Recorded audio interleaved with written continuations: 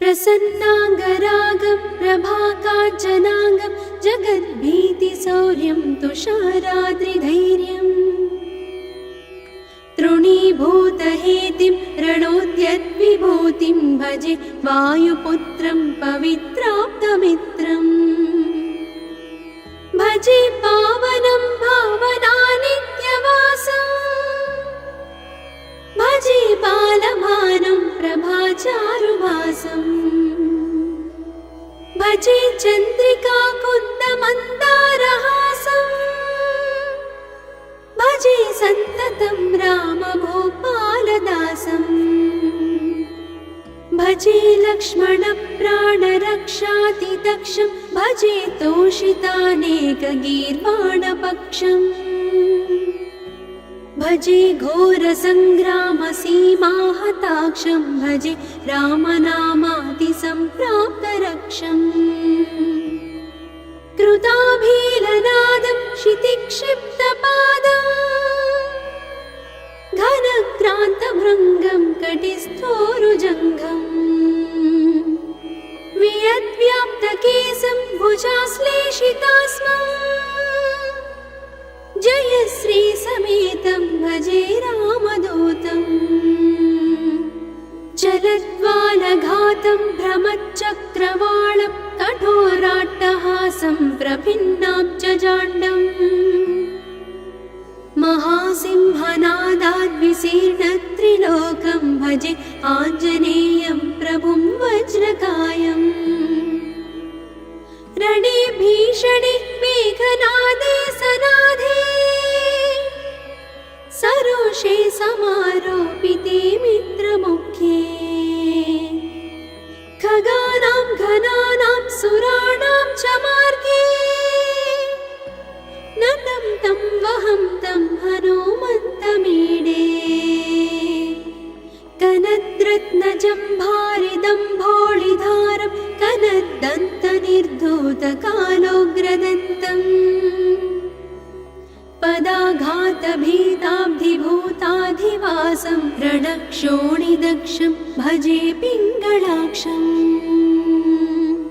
महाग्राहपीडा महोत्पातपीडा महारोगपीडा महातीव्रपीडा हरत्यासुते पादपद्मानुरक्तो नमस्ते कपिश्रेष्ठ रामप्रियो यः सुधासिन्धुमुल्लङ्घ्य नाथोग्रदीप्तः सुधा चौषधीस्ता प्रगुप्तप्रभावः षडद्रोणशैलस्य सारेण सेतुं विना भूस्वयं कः समर्थः कपीन्द्रः निरातङ्कमाविश्य लङ्कां विसङ्गो भवानेव सीतातिशोकापहारी समुद्रान्तरङ्गादिरौद्रं विनिद्रम् विलङ्घ्योरुजङ्घस्तुता मर्त्यसङ्घः रमानाथ रामः क्षमानाथ रामः अशोकेन शोकं विहाय प्रहर्षम् वनान्तर्घनं जीवनं दानवानं विपाट्य प्रहर्षात् हनूमान् त्वमेव जराभारतो भूरिपीडां शरीरे निराधारणारूढगाढप्रतापे भवत्पादभक्तिं भवद्भक्तिरक्तिं कुरु श्रीहनुमत्प्रभो मे दयाळो महायोगिनो ब्रह्मरुद्रादयो वा न जानन्ति तत्त्वं निजं राघवस्य कथं ज्ञायते मातृसेनित्यमेव प्रसीद प्रभो वानरेन्द्रो नमस्ते नमस्ते महासत्त्ववाहाय तुभ्यं नमस्ते महावज्रदेहाय तुभ्यं नमस्ते परीभूतसूर्याय तुभ्यम्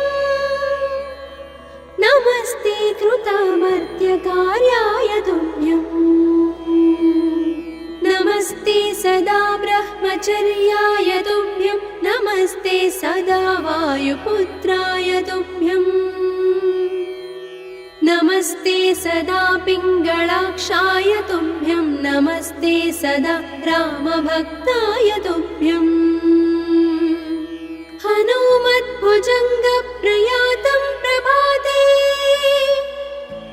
प्रदोषेऽपि वाचार्थरात्रेऽपि मर्त्यः पठन्नस्नतोऽपि प्रमुक्ताघजालः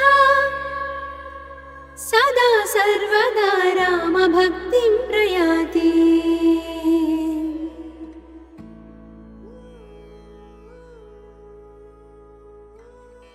प्रसन्नाङ्गरागं प्रभाकाञ्चनाङ्गं जगद्भीतिशौर्यं तुषाराद्रिधैर्यम्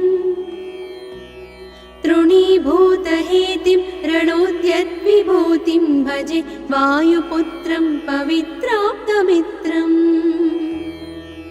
भजे पावनं भावनानित्यवासम् भजे बालभानुं प्रभाचारुभासम् भजे चन्द्रिकाकुन्दमन्दारहासम् भजे सन्ततं रामभूपालदासम् भजे लक्ष्मणप्राणरक्षातिदक्षं भजे तोषितानेकगीर्वाणपक्षम् भजे घोरसङ्ग्रामसीमाहताक्षं भजे रामनामातिसम्प्राप्तरक्षम् कृताभीलनादं क्षितिक्षिप्तपादम्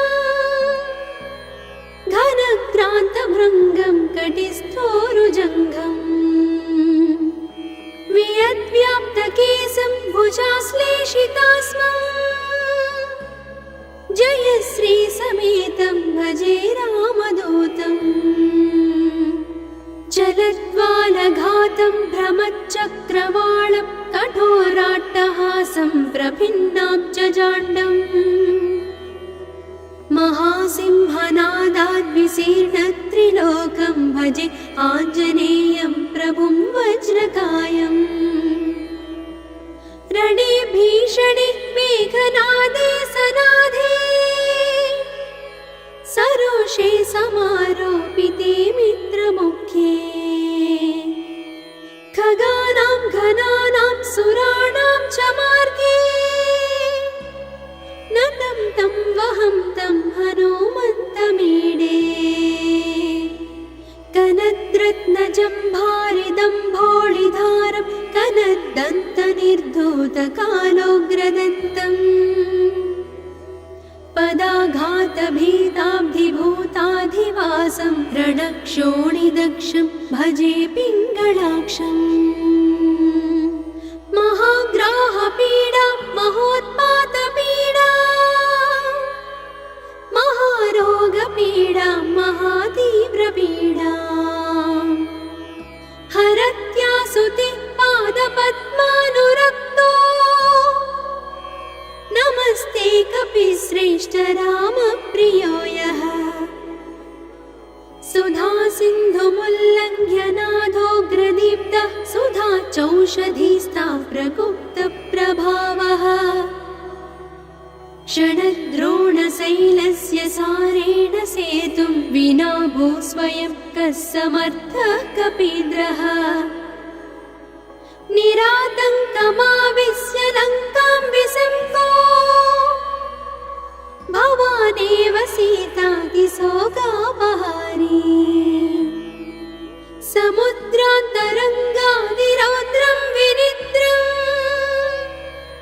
विलङ्घ्योरुजङ्घस्तुता मर्त्यसङ्घः रमानाथ रामः क्षमानाथ रामः अशोकेन शोकं विहाय प्रहर्षम् वनान्तर्घनं जीवनं दानवानं विपाट्य प्रहर्षात् हनुमान् त्वमेव जराभारतो भूरिपीडां शरीरे निराधारणारूढगाढप्रतापे भवत्पादभक्तिं भवद्भक्तिरक्षां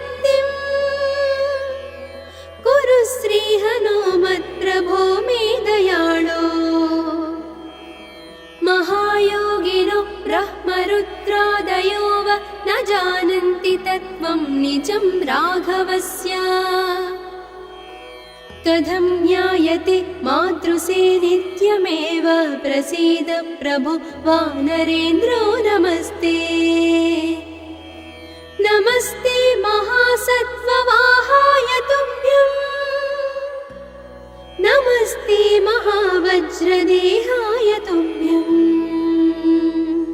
नमस्ते परिभूतसूर्याय तुभ्यं नमस्ते कृतामर्त्यकार्याय तुभ्यं नमस्ते सदा ब्रह्मचर्याय तुभ्यं नमस्ते सदा वायुपुत्राय तुभ्यं नमस्ते सदा पिङ्गळाक्षाय तुभ्यं नमस्ते सदा रामभक्ताय तुभ्यं हनुमद्भुजङ्गप्रयातं प्रभाते प्रदोषेऽपि वाचार्थरात्रेऽपि मर्त्यः पठन्नस्नतोऽपि प्रमुक्ताघजालः सदा सर्वदा रामभक्तिं प्रयाति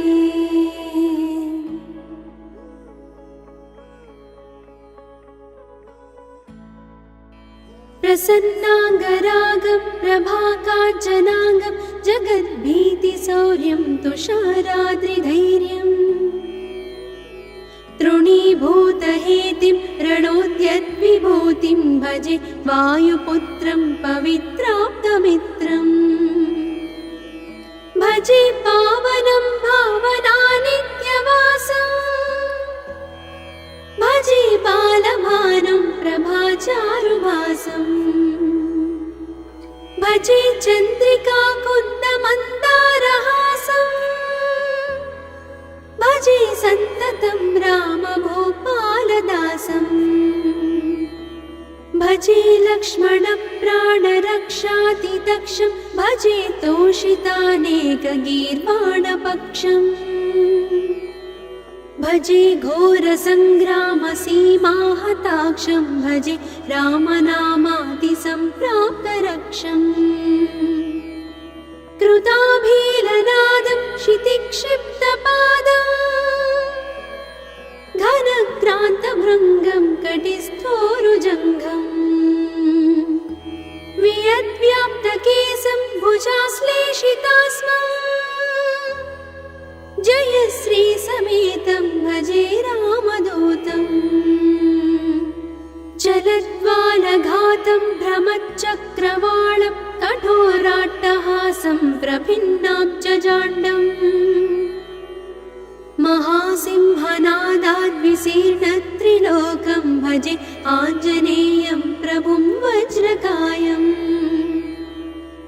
रणे भीषणे मेघनादे सनादे सरोषे समारोपिते मित्रमुख्ये खगानां घनानां सुराणां च मार्गे नतं तं वहं तं हनुमन्तमीडे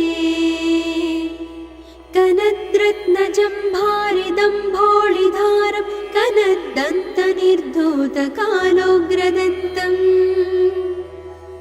पदाघातभीताब्धिभूताधिवासं रणक्षोणिदक्षं भजे पिङ्गळाक्षम् महाग्राहपीडा महोत्पातपीडा महारोगपीडा महातीव्रपीडा हरत्यासुते पादपद्मानुरक्तो नमस्ते कपिश्रेष्ठ रामप्रियो यः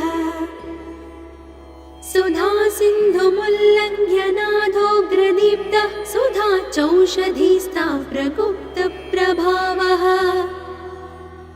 षडद्रोणशैलस्य सारेण सेतुं विना भूस्वयं कः समर्थः कपीन्द्रः निरातङ्कमाविश्य लङ्कां विसम्पो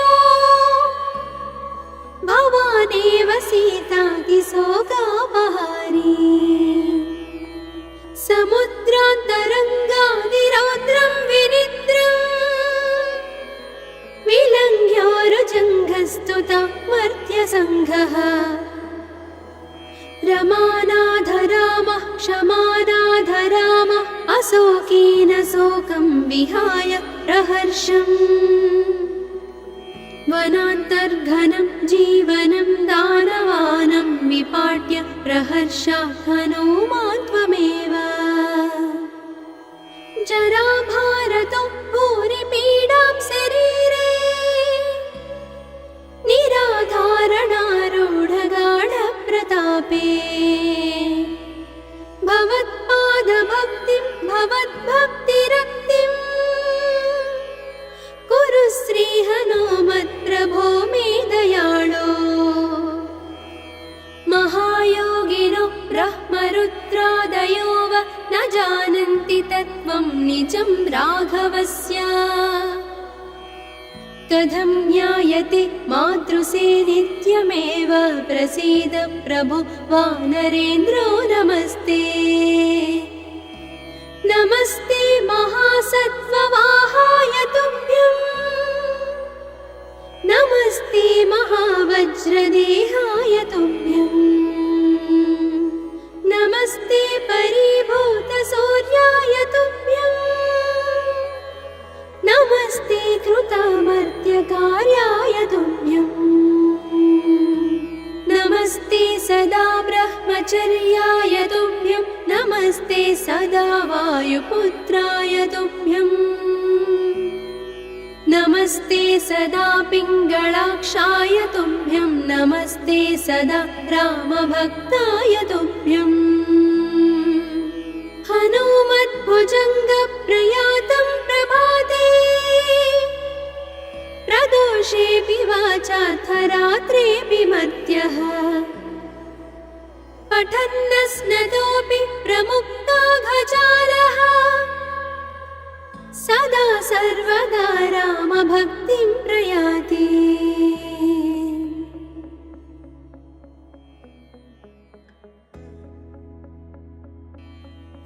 प्रसन्नाङ्गरागं प्रभाकाञ्चनाङ्गं जगद्भीतिशौर्यं तुषाराद्रिधैर्यम् तृणीभूतहेतिं रणोद्यद्विभूतिं भजे वायुपुत्रं पवित्राप्तमित्रम् भजे पावनं भावनानित्यवासम् भजे बालभानं प्रभाचारुभासम् भजे चन्द्रिका कुन्दमन्दारहासम् भजे सन्ततं रामभूपालदासम् भजे लक्ष्मणप्राणरक्षातिदक्षं भजे तोषितानेकगीर्वाणपक्षम् भजे घोरसङ्ग्रामसीमाहताक्षं भजे रामनामातिसम्प्राप्तरक्षम् कृताभीलनादं क्षितिक्षिप्तपादम् घनक्रान्तभृङ्गं कटिस्थोरुजङ्घम् वियद्व्याप्तकेशं भुजाश्लेषितास्मम् जयश्रीसमेतं भजे रामदूतम् चलद्वालघातं भ्रमच्चक्रवालं कठोराट्टहासं प्रभिन्नाब्जजाण्डम् महासिंहनादाद्विशीर्णत्रिलोकं भजे आञ्जनेयं प्रभुं वज्रकायम् रणे भीषणे मेघनादे सनाधे सरोषे समारोपिते मित्रमुख्ये खगानां घनानां सुराणां च मार्गे नतं तं वहं तं हनुमन्तमीडे कनद्रत्नजम्भारिदम्भोळिधारं कनद्दन्तनिर्धूतकालोग्रदन्तम् पदाघातभीताब्धिभूताधिवासं रणक्षोणिदक्षं भजे पिङ्गळाक्षम् महाग्राहपीडा महोत्पातपीडा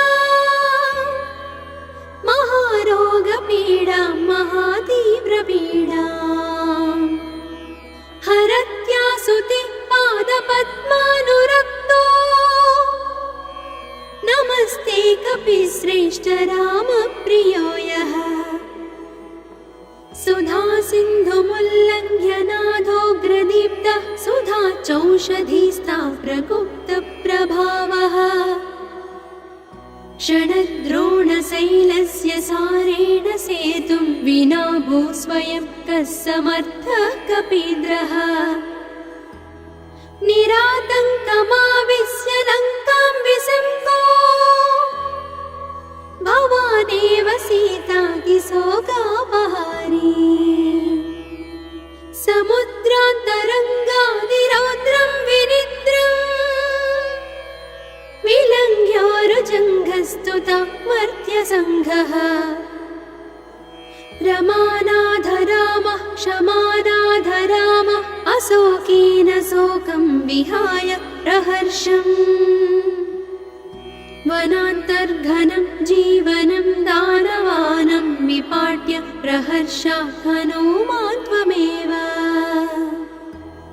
जराभारतो भूरिपीडां शरीरे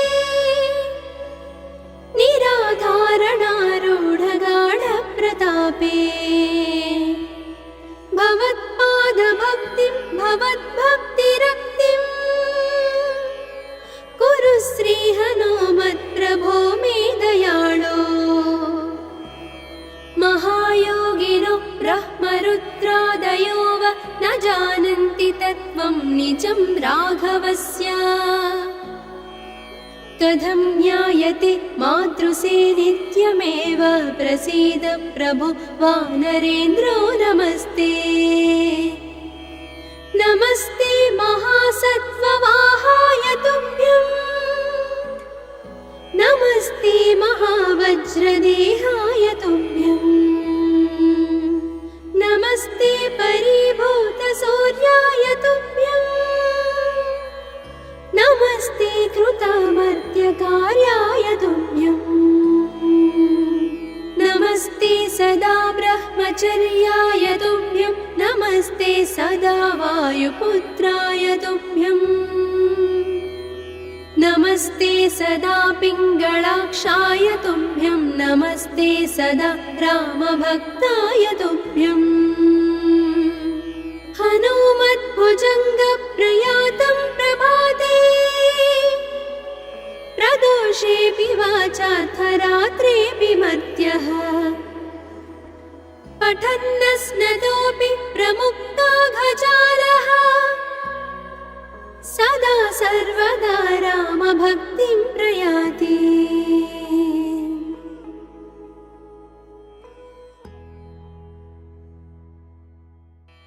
प्रसन्नाङ्गरागं प्रभाकाञ्चनाङ्गं जगद्भीतिशौर्यं तुषाराद्रिधैर्यम्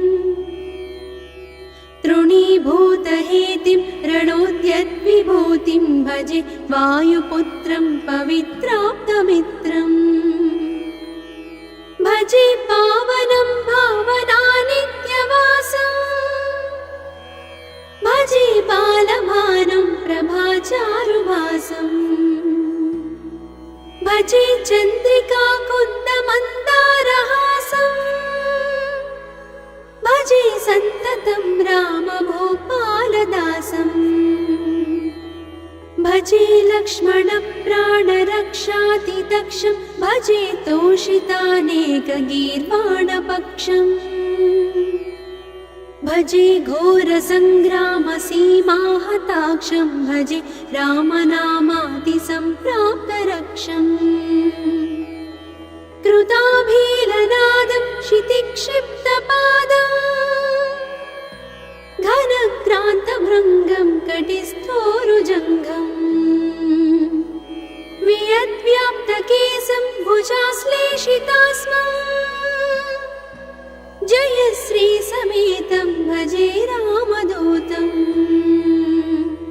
चलद्वालघातं भ्रमच्चक्रवालं कठोराट्टहासं प्रभिन्नाब्जजाण्डम् महासिंहनादाद्विशीर्णत्रिलोकं भजे आञ्जनेयं प्रभुं वज्रकायम् रणे भीषणे मेघनादे सनादे पाशे समारोपिते मित्रमुख्ये खगानां घनानां सुराणां च मार्गे नतं तं वहं तं हनुमन्तमीडे कनद्रत्नजम्भारिदम्भोळिधारं कनद्दन्तनिर्धूतकालोग्रदन्तम् पदाघातभीताब्धिभूताधिवासं रणक्षोणिदक्षं भजे पिङ्गळाक्षम् महाग्राहपीडा महोत्पातपीडा महारोगपीडा महातीव्रपीडा हरत्यासुते पादपद्मानुरक्तो नमस्ते कपिश्रेष्ठ रामप्रियो यः सुधा सिन्धुमुल्लङ्घ्य नाथोग्रदीप्तः सुधा चौषधीस्था प्रगुप्तप्रभावः षडद्रोणशैलस्य सारेण सेतुं विना भूस्वयं कः समर्थः कपीन्द्रः निरातङ्कमाविश्य लङ्कां विसम्पो भवानेव सीतातिशोकापहारी समुद्रान्तरङ्गादिरौद्रं विनिद्रम् विलङ्घ्योरुजङ्घस्तुता मर्त्यसङ्घः रमानाधरामः क्षमानाधरामः अशोकेन शोकं विहाय प्रहर्षम्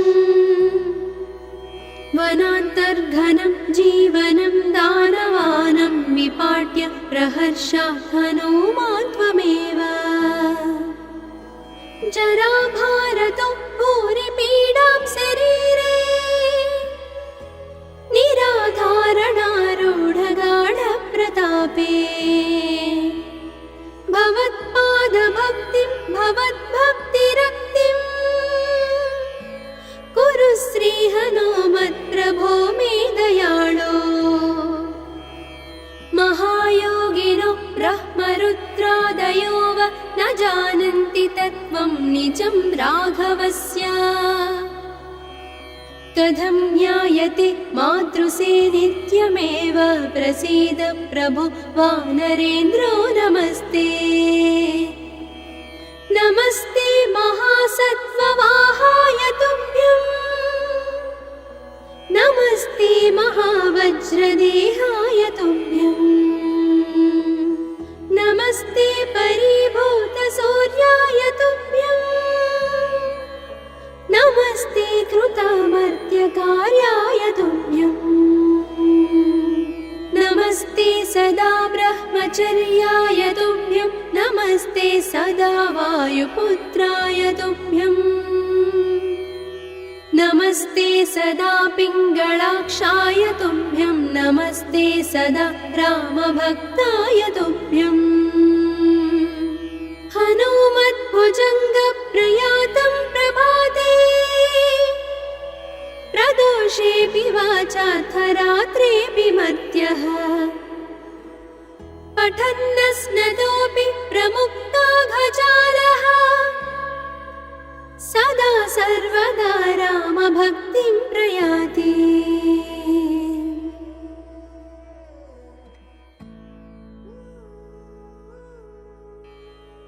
प्रसन्नाङ्गरागं प्रभाकाञ्चनाङ्गं जगद्भीतिशौर्यं तुषाराद्रिधैर्यम् तृणीभूतहेतिं रणोद्यद्विभूतिं भजे वायुपुत्रं पवित्राप्तमित्रम् भजे पावनं भावनानित्यवासम् भजे बालभानुं प्रभाचारुभासम् भजे चन्द्रिका कुन्दमन्दारहासम् भजे सन्ततं रामभूपालदासम् भजे लक्ष्मणप्राणरक्षातिदक्षं भजे तोषितानेकगीर्वाणपक्षम् भजे घोरसङ्ग्रामसीमाहताक्षं भजे रामनामातिसम्प्राप्तरक्षम् कृताभीलनादं क्षितिक्षिप्तपादम् घनक्रान्तभृङ्गं कटिस्थोरुजङ्घम् वियद्व्याप्तकेशं भुजाश्लेषितास्मम् जयश्रीसमेतं भजे रामदूतम् चलद्वालघातं भ्रमच्चक्रवालं कठोराट्टहासं प्रभिन्नाब्जजाण्डम् महासिंहनादाद्विशीर्णत्रिलोकं भजे आञ्जनेयं प्रभुं वज्रकायम् रणे भीषणे मेघनादे सनादे सरोषे समारोपिते मित्रमुख्ये खगानां घनानां सुराणां च मार्गे नतं तं वहं तं हनुमन्तमीडे कनद्रत्नजम्भारिदम्भोळिधारं कनद्दन्तनिर्धूतकालोग्रदन्तम् पदाघातभीताब्धिभूताधिवासं रणक्षोणिदक्षं भजे पिङ्गळाक्षम् महाग्राहपीडा महोत्पातपीडा महारोगपीडा महातीव्रपीडा हरत्यासुति पादपद्मानुरक्तो नमस्ते कपिश्रेष्ठ रामप्रियो यः सुधासिन्धुमुल्लङ्घ्य नाथोग्रदीप्तः सुधाचौषधीस्ता प्रगुप्तप्रभावः षडद्रोणशैलस्य सारेण सेतुं विना भूस्वयं कः समर्थः कपीन्द्रः निरातङ्कमाविश्य लङ्कां विसङ्गो भवानेव सीतातिशोकापहारी समुद्रान्तरङ्गादिरौद्रं विनिद्रम् विलङ्घ्योरुजङ्घस्तुता मर्त्यसङ्घः रमानाथ रामः क्षमानाथ रामः अशोकेन शोकं विहाय प्रहर्षम् वनान्तर्घनं जीवनं दानवानं विपाट्य प्रहर्षात् हनुमान् त्वमेव जराभारतो भूरिपीडां शरीरे निराधारणारूढगाढप्रतापे भवत्पादभक्तिं भवद्भक्तिरक्तिं कुरु श्रीहनुमत्प्रभो मे दयाळो महायोगिनो ब्रह्मरुद्रादयो वा न जानन्ति तत्त्वं निजं राघवस्य कथं ज्ञायते मातृसे नित्यमेव प्रसीद प्रभो वानरेन्द्रो नमस्ते नमस्ते महासत्त्ववाहाय तुभ्यं नमस्ते महावज्रदेहाय तुभ्यं नमस्ते परिभूतसूर्याय तुभ्यं नमस्ते कृतामर्त्यकार्याय तुभ्यं नमस्ते सदा ब्रह्मचर्याय तुभ्यं नमस्ते सदा वायुपुत्राय तुभ्यं नमस्ते सदा पिङ्गळाक्षाय तुभ्यं नमस्ते सदा रामभक्ताय तुभ्यं हनुमद्भुजङ्गप्रयातं प्रभाते प्रदोषेऽपि वाचाथ रात्रेऽपि मर्त्यः पठन्नस्नतोऽपि प्रमुक्ताघजालः सदा सर्वदा रामभक्तिं प्रयाति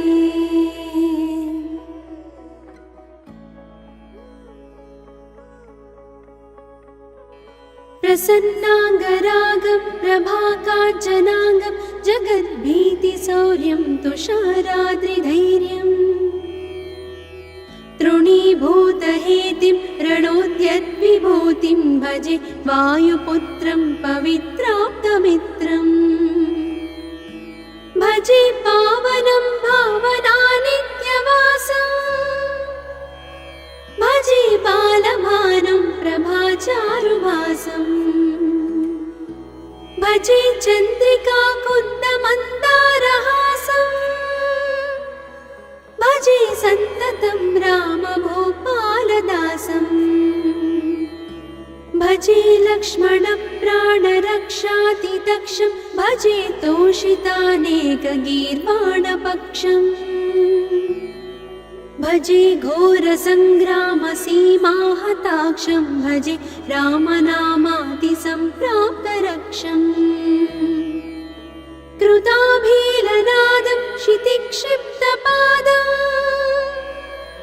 घनक्रान्तभृङ्गं कटिस्थोरुजङ्घम् वियद्व्याप्तकेशं भुजाश्लेषितास्मं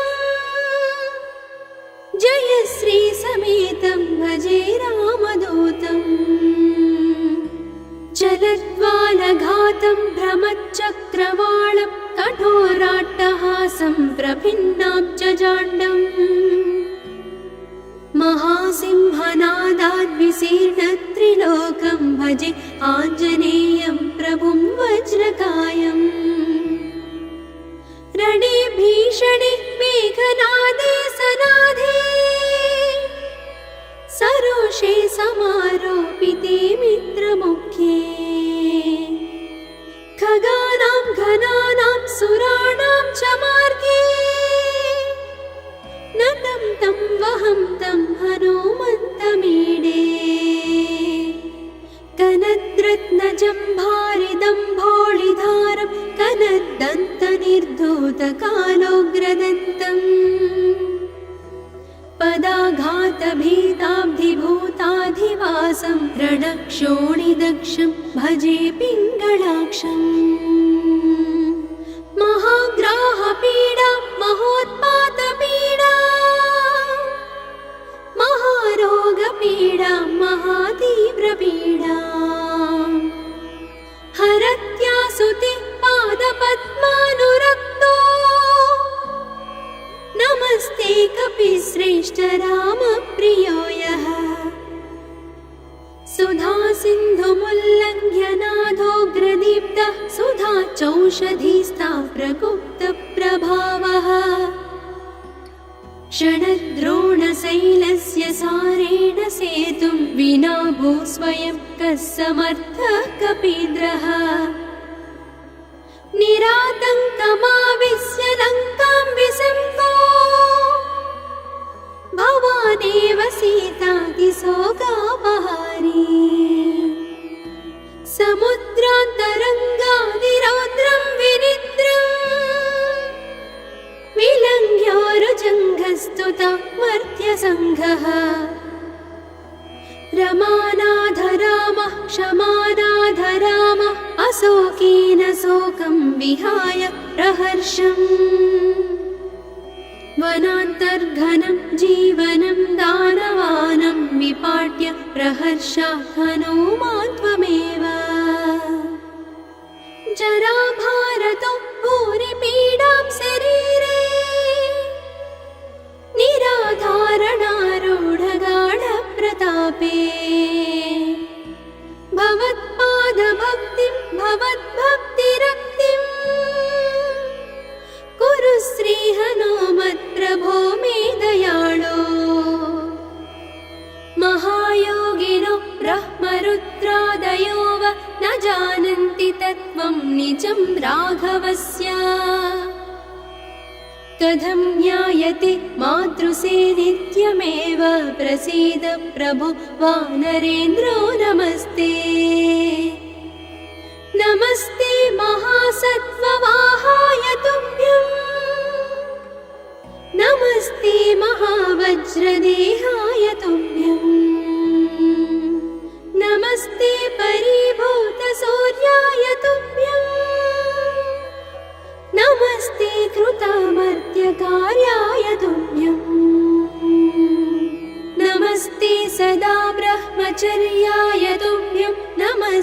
सदा वायुपुत्राय तुभ्यम् नमस्ते सदा पिङ्गळाक्षाय तुभ्यं नमस्ते सदा रामभक्ताय तुभ्यम् हनुमद्भुजङ्गप्रयातं प्रभाते प्रदोषेऽपि वाचाथ रात्रेऽपि मर्त्यः पठन्नस्नतोऽपि प्रमुक्ताघजालः सदा सर्वदा रामभक्तिं प्रयाति।